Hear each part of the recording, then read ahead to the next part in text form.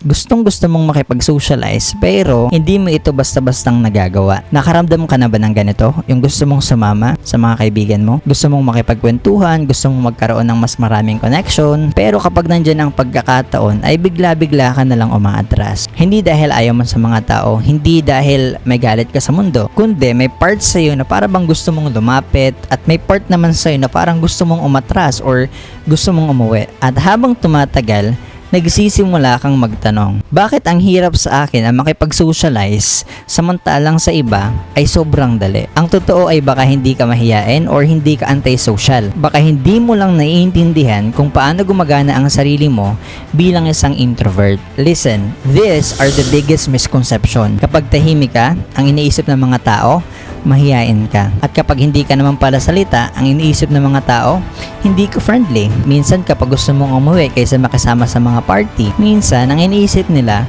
ay ayaw mong makisama. Pero hindi yun ang totoong kwento. Ang totoo, gusto mo ring magkaroon ng kaibigan at gusto mo ring tumawa, gusto mo ring makipag-usap at gusto mo ring maramdaman na kabilang ka sa kanila. Ang kaibahan lang ay mas mabilis kang mapagod kapag matagal kang nakikipagsalamuha sa kanila. Hindi dahil ayaw mo sa mga tao, kundi nauubos ang social energy mo. Now, here are the reasons why you pull away or bakit ka nga ba umaatras. Napansin mo ba, bago ka pumunta sa isang gathering ay sobrang excited ka.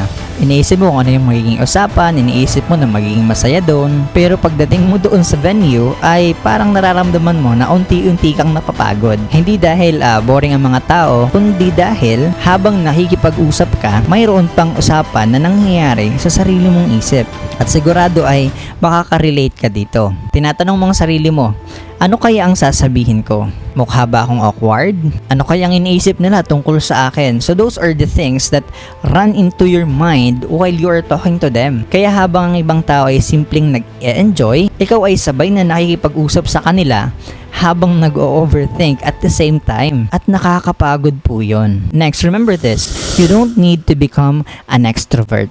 Marahil lang iniisip mo, siguro kailangan kong maging extrovert para magkaroon ako ng napakaraming kaibigan. Pero, hindi po yun ang solusyon. Hindi mo kailangan baguhin ang personalidad mo. Ang kailangan mo ay matutunan mo kung paano ka makikipag-connect sa mga tao sa paraang natural para sa'yo. Kung gusto mo ang mas malalim na usapan kaysa sa small talk, okay lang yun. Kung gusto mo ang 2 or 3 tao at the same time that you can talk to kaysa sa mas maraming tao, normal lang yun. Kung gusto mong mas makinig kaysa magsalita, that's also normal. Tandaan mo na hindi yun kahinaan. Isa pa nga yun sa pinakamalakas mong katangian dahil bihira lang ang taong marunong makinig genuinely.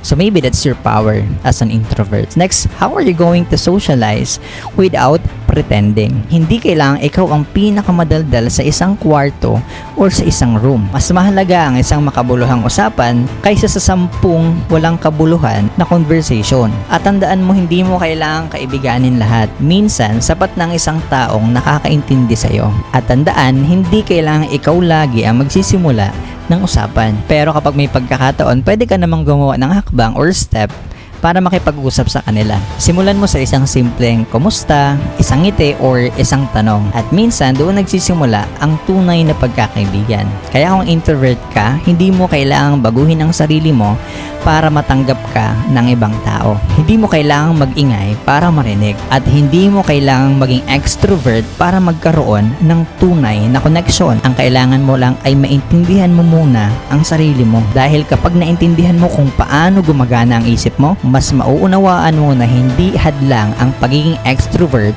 sa pakikipagkaibigan. At tandaan mo, isa lang itong hakbang sa pakikipagsalamuha sa mundo. Kaya sa susunod na baka isipin mo, bakit ang hirap kong makipag-socialize? Kapag matanong mo ulit yan sa sarili mo, baka ang tamang tanong ay, paano ako makikipag-connect sa aking mga kaibigan, sa aking mga mahal sa buhay at sa mga taong kakilala ko nang hindi nawawala ang tunay kong sarili. Kung nagustuhan mo ang video na to, I want you to please comment your thoughts below and I want you to please like and click the subscribe button at malaking tulong po yan sa ating lumalaking channel.